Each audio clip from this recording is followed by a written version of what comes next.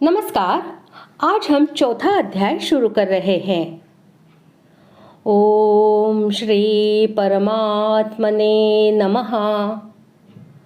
अध्याय चौथा, ज्ञान कर्म संन्यास योग। आइए अब जानते हैं कि इस अध्याय को ज्ञान कर्म संन्यास योग क्यों कहा जाता है। यहाँ ज्ञान शब्द परमार्थ ज्ञान अर्थात तत्व ज्ञान का, कर्म शब्द कर्मयोग अर्थात योग मार्ग का और संन्यास शब्द सांख्य योग अर्थात ज्ञान मार्ग का वाचक है। विवेक ज्ञान और शास्त्र ज्ञान भी ज्ञान शब्द के अंतर्गत है। इस चौथे अध्याय में भगवान ने अपने अवतरित होने के रहस्य और तत्व के सहित कर्म योग तथा संन्यास योग का और इन सब के फलस्वरूप जो परमात्मा के तत्व का यथार्थ ज्ञान है उसका वर्णन किया है। इसलिए इस अध्याय का नाम ज्ञान कर्म संन्यास योग रखा गया है। आइए अब हम पहले श्लोक का अर्थ जानते हैं। कर्मयोग का तत्व बड़ा ही गहन है, इसलिए अब भगवान पुनः उसके संबंध में बहुत सी बातें बतलाने के उद्देश्य से उसी का प्रकरण आरंभ करते हुए पहले 3 श्लोकों में उस कर्मयोग की परंपरा बतलाकर उसकी अनादिता सिद्ध करते हुए प्रशंसा करते हैं। श्लोक पहला। श्री भगवानुवाच इमं विवस्वते योगं प्रोक्तवानहमव्ययं विवस्वान्मनवे प्राह मनुरीक्ष्वाकवे ब्रवीत। श्लोक का अर्थ। श्री भगवान बोले, मैंने इस अविनाशी योग को सूर्य से कहा था। सूर्य ने अपने पुत्र वैवस्वत मनु से कहा और मनु ने अपने पुत्र राजा इक्ष्वाकु से कहा। दूसरे अध्याय के 39वें श्लोक में कर्मयोग का वर्णन आरंभ करने की प्रतिज्ञा करके भगवान ने उस अध्याय के अंत तक कर्मयोग का भली भांति प्रतिपादन किया।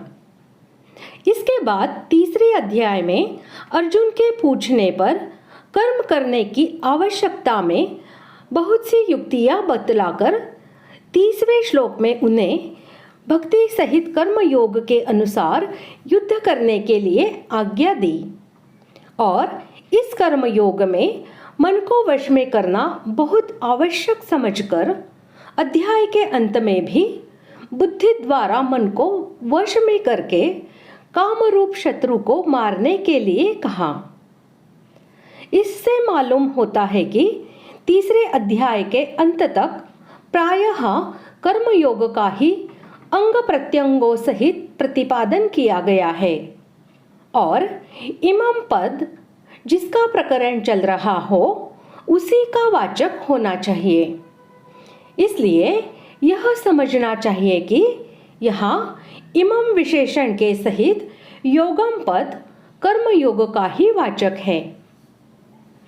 इसके सिवा इस योग की परंपरा बतलाते हुए भगवान ने यहाँ जिन सूर्य और मनु आदि के नाम गिनाए हैं वे सब गृहस्थ और कर्मयोगी ही हैं तथा आगे इस अध्याय के 15वें श्लोक में भूतकालीन मुमुक्षुओं का उदाहरण देकर भी भगवान ने अर्जुन को कर्म करने के लिए आज्ञा दी है। भगवान नित्य है और उनका अंश जीवात्मा भी नित्य है तथा भगवान के साथ जीव का संबंध भी नित्य है। अतः भगवत प्राप्ति के सब मार्ग यानी योग मार्ग, ज्ञान मार्ग, भक्ति मार्ग आदि भी नित्य है। यहाँ अव्ययम पद से भगवान कर्म योग की नित्यता का प्रतिपादन करते हैं।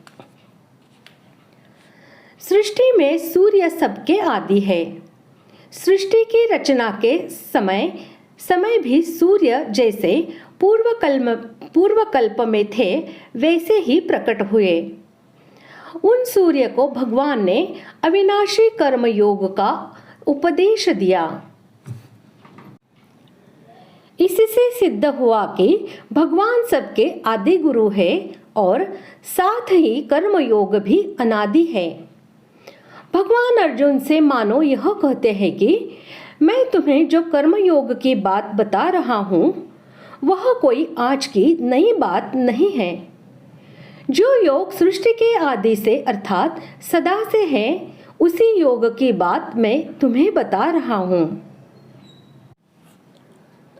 कर्म योग गृहस्थों की खास विद्या है।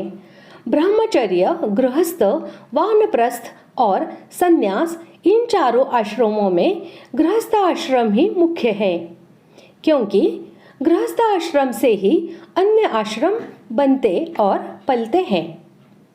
मनुष्य गृहस्थ आश्रम में रहते हुए ही अपने कर्तव्य कर्मों का पालन करके सुगमता पूर्वक परमात्मा प्राप्ति कर सकता है। उसे परमात्मा प्राप्ति के लिए आश्रम बदलने की जरूरत नहीं है। भगवान ने सूर्य, मनु, इक्ष्वाकु आदि राजाओं का नाम लेकर यह बताया है कि कल्प के आदि में गृहस्थों ने ही कर्मयोग की विद्या को जाना और गृहस्थाश्रम में रहते हुए ही उन्होंने कामनाओं का नाश करके परमात्म तत्व को प्राप्त किया।